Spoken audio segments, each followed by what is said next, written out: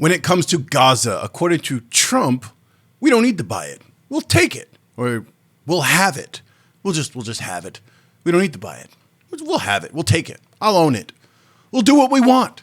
This is the plan. This is America first, right? Well, Israel first is really what it comes down to. And you kind of already knew that if you've been paying attention to Trump and his loyalty to Miriam Adelson and that whole $100 million, $200 million that she's been giving him, since her husband passed, and he was giving Trump, the Democrats, the AIPAC lobby behind all of this, and the people who are controlling America right now, which are Israel and Netanyahu. You know already that it's Israel first, wiping out the brown people in Gaza, building nice resorts, the Riviera of the Middle East. That's what this whole thing's about. At first, when Trump made mention of that, of taking Gaza and moving the Palestinians out to somewhere in Jordan or Egypt, and saying that, oh, well, yeah, this is what we're going to do, everybody was collectively shocked. Like, everybody was like, did he just speak out loud? Was that like a written thing that he actually did? Is this the actual plan? Now, if you're paying attention and you haven't paying attention, then you know that probably, yes, this has been the plan. This is the continuation. This is part two. This is the sequel to the previous administration, the Democrats, Biden, the warmongering genocidal maniacs who are complicit and who aid and abet and have funded the genocide in Gaza. This is part two. So first, let's ethnically cleanse the entire region, and then we'll build condos and such. And this is pretty much where Trump fits in. So this is part two for Trump. Let's get into it. Time to Talk podcast. I want to talk about that. And then I also want to talk about Elon Musk, DOGE, and the whole Department of Government efficiency, cleaning out all of the corruption, cleaning out all the taxpayer dollars that are going God knows where, specifically with USAID. Not USAID. I want to just caution you in case you don't know, because it's not aid, okay? It's USAID, and we will talk about what that actually means next. But first, let's get into Trump and King Abdullah II, Jordan's king, showed up at the White House on Tuesday. And literally, I can't possibly believe I'm hearing this. The way this man even talks, we will have it. If you don't hear the gangster behind that, like how ridiculous this is, let's take a look at what he said specifically, and we'll talk about it on the other side. Clear, taxpayer dollars won't be used for this. So what money are you going to use to buy Gaza? We're not going to buy anything. We're going to have it. We're going to keep it, and we're going to make sure that there's going to be peace, and there's not going to be any problem, and nobody's going to question it, and we're going to run it very properly, and eventually. Nobody's going to question it. Listen to the way no one will have it, we'll own it, no one's going to question it. Eventually, we'll have economic development at a very large scale, maybe the largest scale on that site. And we'll have lots of good things built there, including hotels and office buildings and housing and other things. And we'll make all branding the Trump logo, the big Trump logo and the T's all over that site into what it should be. American Jews, rejoice! You've got a new place to go. And the people from Gaza who wouldn't be able to be there for years, because you're talking about just to get it and prepare it and to take care of all of the problems that currently it has, as you know, tunnels, and people are in those tunnels, and you have some good people and some bad people, and you may have hostages right now. You have the hostages possibly there. They don't know where they are. And I have a Saturday deadline, and I don't think they're going to make the deadline personally. I think they... Speaking of which, the deadline won't be made. It's all orchestrated. It's all done on purpose. This whole hostage thing, and Netanyahu just going like this, salivating at his war criminal fangs coming out, because they just can't wait to go back to bombing whoever's left. Let's get some more women and children. Yay! Let's get more women and children so we can protect the Jews in Israel. That's what we really want to do. Who cares about the ceasefire? They don't want to get the hostages back? Don't give the hostages back. It's okay. It's all right. We'll go and we'll wipe these people out. Let's just keep going. They want to play tough guy, but we'll see how tough they are. But it's going to be a wonderful thing. It's going to be wonderful for the Middle East. I think it'll turn the Middle East. I think you're going to have peace in the Middle East. You're going to eventually have peace in the Middle East. Couldn't this deadline risk undermining the talks that you're having with the king today, and risk the kind of wider peace that you're trying to? Because we're not talking about a big situation. We're talking about something that can go very quickly. We're talking about it's going to go quickly. It's not going to take a long time, okay? That's not going to take a long time. You know bullies? You know what a bully is, right? You know the bully, I've always, and I found it throughout my life, a bully is the weakest person. Right, so basically your friend Netanyahu would be the weakest person, right? Israel would be the weakest place, right? Would it not be? So do you understand the contradiction right there? You're going to talk about bully. First of all, you're a bully. Second of all, you're talking about bullies and making a statement while directly your alignment with Israel and Netanyahu, who are basically wiping out and committing genocide and wiping out brown people because they feel entitled to the land because the Bible thousands of years ago said, this is our land. With total disregard for anyone else who's been there for thousands of years and totally disrupting history and people's sacred place of worship and places where they belong, and the inability to basically create a two-state solution and blaming it constantly on the brown people, acting as if you're the victims. We've been doing nothing but protecting ourselves. Yeah, no, you've been bullying, and you basically have ethnically cleansed an entire region of people so you can build condos and hotel resorts. That's what you've done. And this man's talking about a bully. Your friend belongs in chains, locked up somewhere. And they're bullies. Hamas is bullies. The weakest people are bullies. You know that, right? All right, go ahead. Mr. President, you were saying... I'm not even going to listen to more of this shit. Nonsense.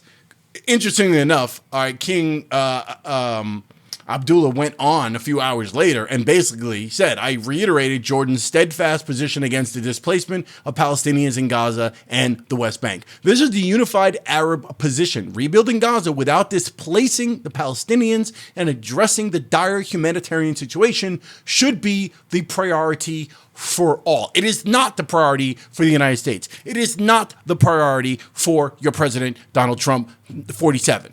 Okay? It is not the priority. He does not care about the Palestinian people. They don't care about the brown people. Now, just to illustrate this and just to make this clear in case you're not paying attention or in case somehow you heard wrong, out of his own mouth, Trump was on a day early, I believe it was on Monday. He was on Fox News talking to Bret Baier.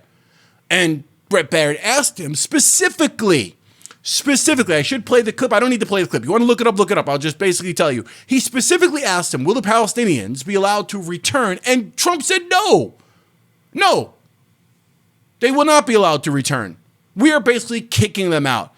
This is what's happening here is what happens to minority and disenfranchised people all over the place and communities of usually of lower wealth or of some minority type. And I'm not talking about just gentrification. I'm talking about this is a situation of just class, right? And rich versus the non-rich, right? This is a situation of, well, we think you'd be more comfortable over here. We'd like you out of our side of the restaurant. We have a table for you back here. That way you won't disturb the elites over here. That's what this is. That's exactly what this is. We think you'd be more comfortable in the train car back there. We think you'll be more comfortable. That's the line that's often been used when people are displacing another group of people considered inferior to them. Whether it's through, ethnic inferiority or some sort of racial inferiority, religious inferiority, economic inferiority. We think you'd be more comfortable dining over there. We think you'd be more comfortable in this community. Sure, we'd love to have you. We believe in integration, but we think you'd be more comfortable with your own kind over in this community. That's why we're not going to sell you this house. That's why we're not going to rent you this property for your family. We're not going to do it. We think you'd be more comfortable. I can't say it enough because that's what's going on right now. We're going to basically wipe out an entire population of people. There's 1.8, 1.9, the numbers fluctuate, 2 million Palestinians. And the plan is to move them to more comfortable setting. You'll be much happier in Jordan and in Egypt. Forget about the fact that you have a spiritual connection to this land, just as much as the Jews do. Okay? Forget about the fact that you have roots here for thousands of years. Forget about that. Don't worry about that. We're going to put you in a nice condo somewhere. Mind you, these condos will probably be fenced in somewhere, and these people will be kept under control. Okay, but we'll stick you over here. You'll be fine. Don't worry about it. You'll love it. just get the hell out of our way because you're kind of causing a bit of a hassle here. We'd like to get the dump trucks in and get the cleanup crew and excavate things so we can start building our condos. Jared Kushner's got plans. We got plans to do things here. We're putting Trump hotels, Trump casinos. We're doing all sorts of stuff for the Jews. Oh, they're going to love it. Oh, it's going to be beautiful for the Jews. Oh, it's going to be lovely. Listen, if you're a Jew in America, mind you, I love all my Jewish people, so it's not anti-Semitic or anything. So people like Ben Shapiro, just shut your stupid pie hole. This is more about if you're a Jew in America and you support this, you are complicit in genocide, and it's hard not to call you out for what you are. You're part of the genocide. You are part of the deplorable, disgusting, evil plan of Netanyahu, who belongs in chains on a wall, on a cement wall, being fed crappy food, okay, instead of matzo ball soup. That's what should be happening to Netanyahu. And I'm sorry, but Jewish, Christian, Muslim, whatever you are, Candace Owens, Christian, okay, if you have any sense of, if you were all against the genocide taking place and you've been shouting about genocide and you were talking about Biden and the Biden administration and Democrats committing genocide for the last 15 months that this has been going on, and you've been rallying against that, then this should really piss you off, because this is like the final nail in the coffin. All right, all we gotta do is get rid of the 2 million that are left, and guys, we're almost done. We're gonna start building. We got the plans for the casino. Oh, it's gonna be beautiful. Look at this. So, Netanyahu's gonna have a condo, a penthouse right there overlooking it all. It's gonna be wonderful. If you don't have a problem with this, first of all, let's think about this realistically. How legal? Again, you have to remember the United States does not follow any of the UN, like any of the laws that have been put down through the UN, like international laws and things being part of the UN. The United States doesn't even follow. We don't even bother with following these rules, and we're guilty of violations all over the place. War crimes all over in plenty of countries. The United States, if we weren't who we were, we would not be getting away with it. Like we will prosecute other nations when we feel it's in our interest to say you violated some sort of law, but we are totally immune to being prosecuted for anything. So this in particular stands out as a definite violation. I don't understand how it's going to be done. I don't see the analysis on it. Is this going to become a situation where, like with the other things that Trump is doing, his executive orders, where it's just a matter of, well, eventually that will have to go to the courts, and there's no way he's going to get away with that. How do we do this? How do we square this? Considering that Israel owns Congress, they own the United States. We are Israel's biatch. So I don't see this not happening. I don't see it stopping. I don't see anyone stopping it. The ICC is totally ignored. So, Netanyahu's got an arrest warrant out. The rest of the world, by the way, in case you're not aware, the rest of the world unanimously agrees that Netanyahu is a war criminal. The Palestinians have been, genocide's been committed, and this is wrong. And they are pro-Palestinian. It's only the West, and it's only the propaganda that's being pushed down your throats through, stupid legacy media outlets, former mainstream media outlets, that are convincing you that somehow the poor Jews, since the attack on October 7th, they're just defending themselves and they're the victims and blah, blah, blah. And again, just to reiterate, so no one confuses anything, of course the attack on October 7th was totally not right. This is wrong. That should not have been done. Of course. But if we're going to use that as an excuse, which, mind you, I will say again, if you haven't heard me say this on my channel before, the idea that Netanyahu is well aware of the October 7th attacks. Netanyahu financed Hamas, and Netanyahu's been financing Hamas, and they've been using it as an excuse to go ahead and say, I got an idea. Here's what we'll do. We will basically allow them to create an attack that's so heinous that we'll be justified in going in and wiping all these brown people out, and then we can have our resorts. That's what happened.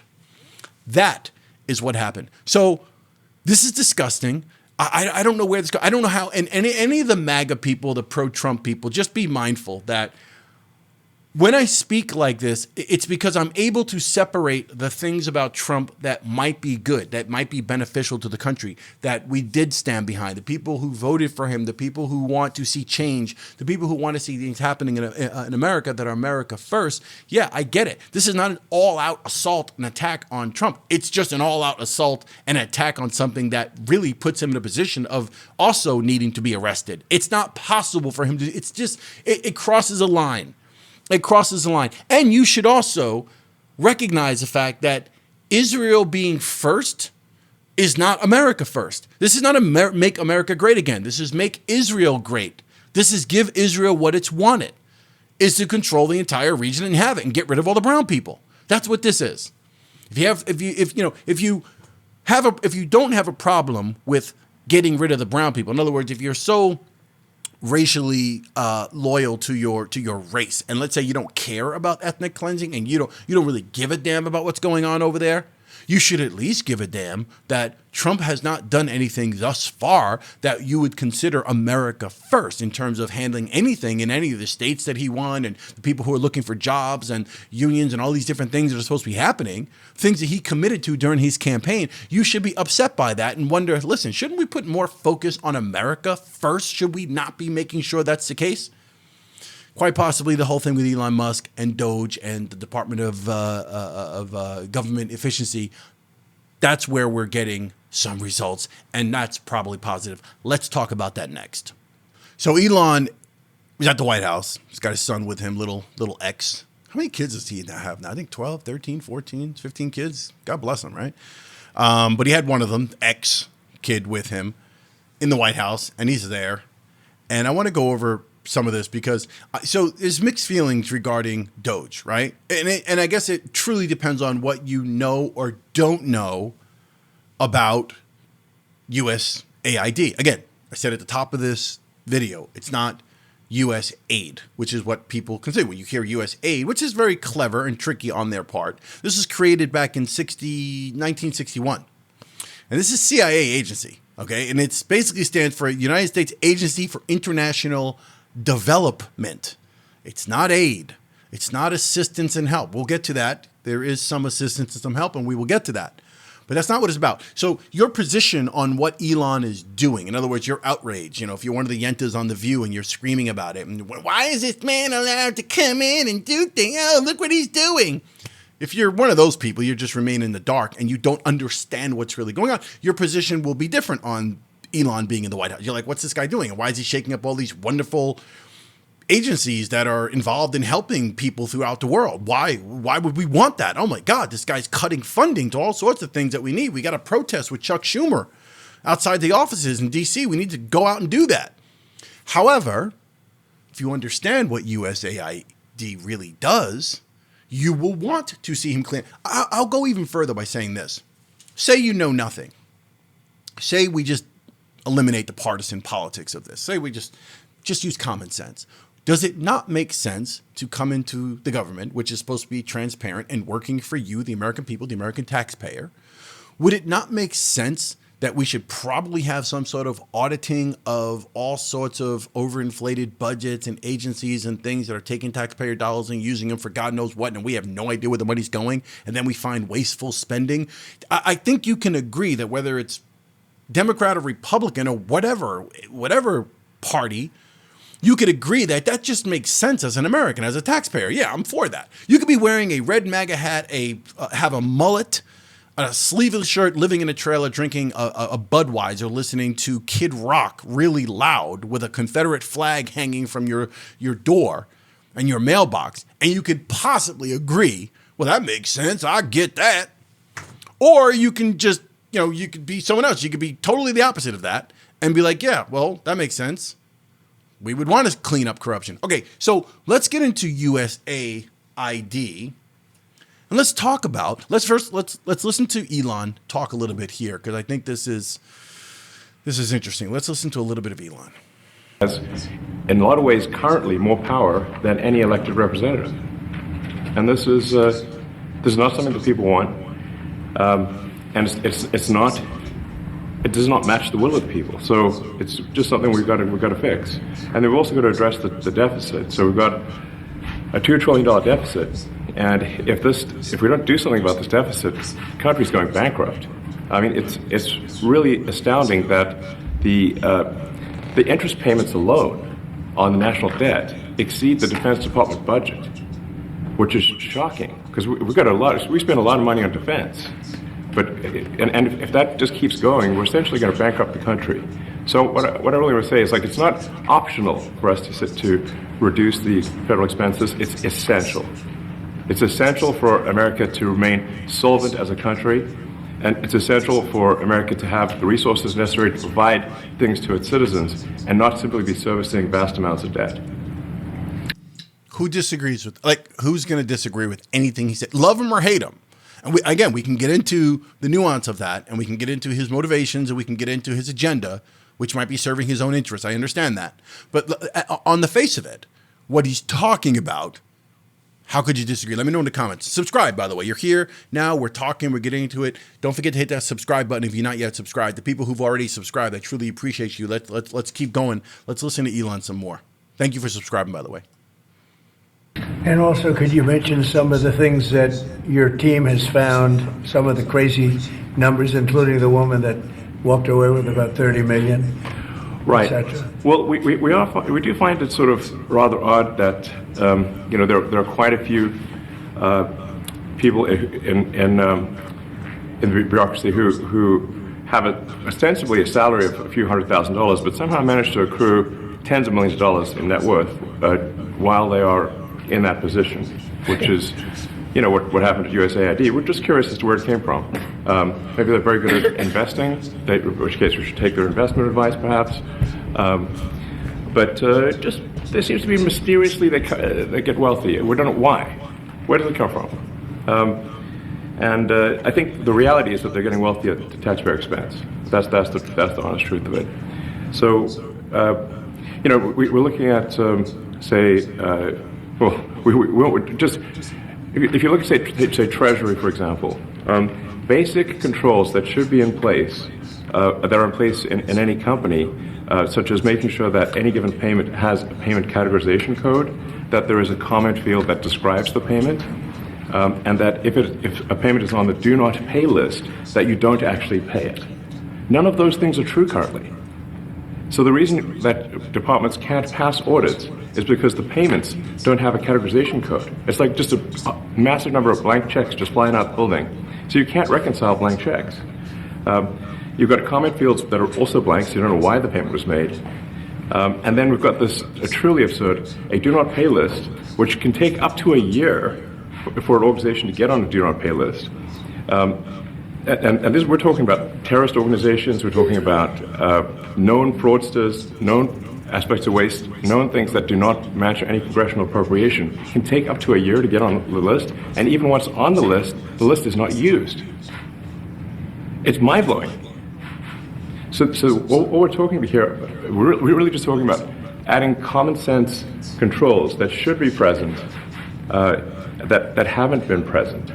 So you say, well, how could such a thing arise? That seems crazy. When you understand that really everything is geared towards complaint minimization, so then you understand the motivations.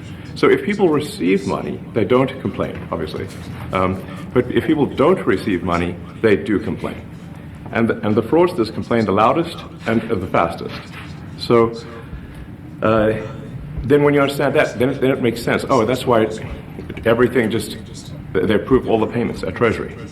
Because if you approve all the payments, you don't get complaints.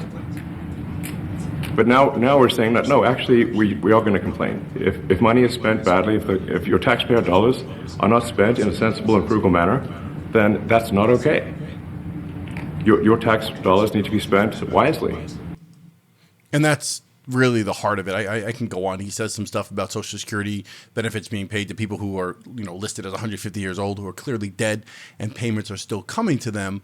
And he mentions a few other things regarding USAID. But I think it's important, again, to differentiate between the idea, the general idea of what he's tasked to do, whether he's an elected official, not an elected official, it's not even relevant. That's for another discussion. Again, whether you like him or don't like him, what he's doing and what they've been doing, this idea that Trump, from his first administration, he ran on the idea of shaking up the swamp, right? Draining the swamp. There is a swamp. You would have to agree with that unless you're just totally complacent and think America is this perfect place and somehow nothing is wrong and all the politicians are perfectly honest and all the money's being spent in your interest to clean up your roads and your city and your government. actually believe that. You don't need to be a fringe conspiracy theorist to understand the concept that the government does not necessarily run efficiently and in your best interest with your tax dollars.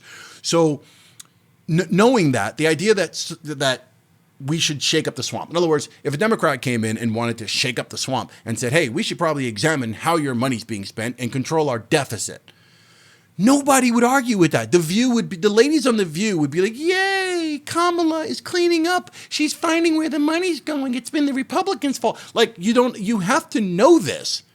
So we start with common sense. It's a common sense approach to things. Now, here's where it gets tricky.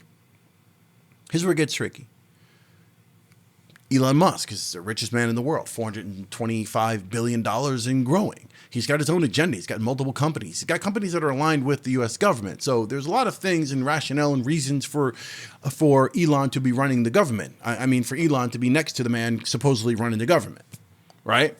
There's a lot of reasons. I'm not trying to defend or downplay the obvious oligarchical nature to this all. And the many billionaires that are behind the scenes controlling the government and running all sorts of things. He's one of many. He's the most prominent one because, again, he's the richest man in the world. And he's also Elon Musk. He's got a cool factor to him, right? So he's there in a black hat and a black jacket with his son being cool. You know, it's like, it is what it is. But he's got his own agenda. And I'm not trying to downplay that or suggest that because there is a reporter who asked a question like, well, who's checking you? Essentially is what she says, right? I'm summarizing it, but she's, who's checking the transparent? In other words, you're talking about transparency, and you're talking about all these things, but who's actually checking you? And Elon makes the case that, well, look, I'm going to sometimes say things that are not correct. Like there was something about $50 million being spent on condoms for Hamas, but it was $50 million for condoms, but not for Hamas. It was for somewhere else to prevent HIV infection. Still, $50 million, as Elon stated, quote unquote, like that's a lot of condoms. And it's just an unnecessary expense that taxpayers shouldn't be paying. We have plenty of problems here when it comes to sexual education, with all sorts of programs we should be funding for women, for young men in inner cities, low economic environments, where we should be doing all sorts of things to keep families together in order to, or to not build families when you can't afford families. We should be doing tons of things. We should be funding all sorts of programs from an educational standpoint, from a resource standpoint, safety, health resource. Plenty of money should be spent here, but no, we're spending $50 million on condoms for foreigners somewhere. Okay, but he makes that case. So there's some legitimacy to the idea we should be questioning his motives and how this, because it all sounds wonderful when you hear them talk about it. But don't get caught up in the idea of thinking, going back to USAID, don't get caught up in the idea that these things that he's looking to cut and that he's examining are all these wonderful programs around the world designed to help people. They're not. It is a CIA and State Department agency, USAID, okay? It's not about aid. What it's about is regime change, overthrowing governments, basically making sure governments and their particular elections align with ours, making sure we orchestrate, manipulate elections, and do all sorts of things in the interest of the United States. That's what USAID is for. Because the State Department and the CIA, if they go into a country and we have a particular agenda to create regime change in that particular place, and it's a CIA, State Department orchestrated event, and like, hey, we're from the CIA, we'd like to do XYZ. Yeah, not really. We don't want you here. However, if it's, hey, we're USAID and we're coming in to possibly take a look at the children and make sure everyone is vaccinated and make sure everyone is okay and provide some health money and resources to you guys, of course they're going to be welcomed in. That's what this is about. Some of the things that you're seeing in terms of the transgender operas and transgender things and a play and all these different, the money that's been spent on ridiculous things that we found out about, that whole woke thing is coming from a position of, hey, I got an idea. We go over there, we find some woke agenda, we can funnel tons of money into that particular thing. Meanwhile, over here, while that hand is doing that, we'll be over here doing XYZ, which is our real intention. But if we fund this woke agenda thing, we'll be met as heroes. We'll kind of be looked at as being down with the woke stuff. And that will garner support back home as well. Because the people on the woke left and the people in the United States who want to fund all that stuff and want to see that money going there, they're going to feel like, oh, look, America's doing great stuff. And it's not that we don't do some good things. We do some good things. Just we do go in and clean up a few things. But it's not It's not this selfless sort of let's help your nation and let's help your people strictly for the sake of doing so because we're such a great country and we want to help you out. That's not what it's about. There's a reason why we go in and go, you know what, okay, we'll give you this. But meanwhile, we're over here doing X, Y, Z. We're basically, we are conducting our own agenda. We're doing our own thing. We are going to orchestrate and do things as we see fit in the interests of the United States. And some people will argue that, yes, we need these covert operations and these things to take place around the world in the interest of the United States. What's wrong with being interested in the United States and our security and how we do things?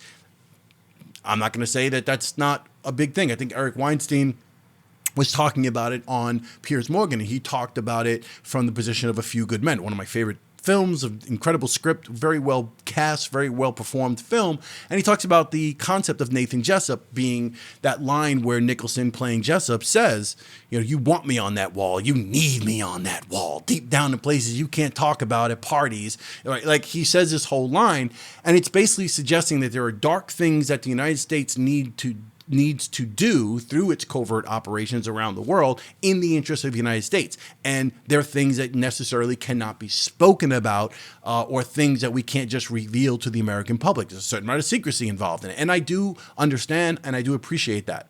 But at the same point, there's a lot going on that's just outright illegal, that is outright not in the interest of the United States. We've been doing it for years, since the end of World War II.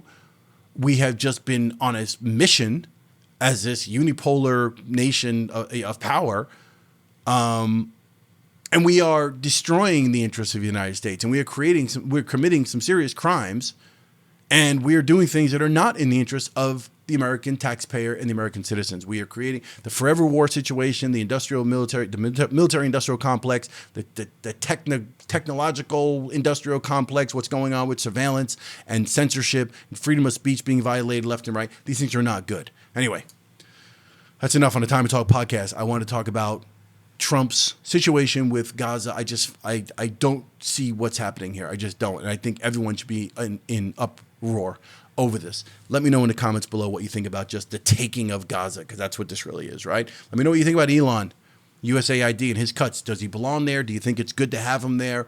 Are you happy he's cleaning things up, or are you one of those people who's skeptical and believe that this is not right and he shouldn't be looking into these things? Let me know. Subscribe if you've not subscribed. Leave your comments. Do not forget to hit like on the way out. A few seconds, just boom, like. Appreciate when you do that. It helps things go. It helps me do research and stay on my game and put out content like this, all right? So I'll see you on the next Time to Talk podcast. Peace.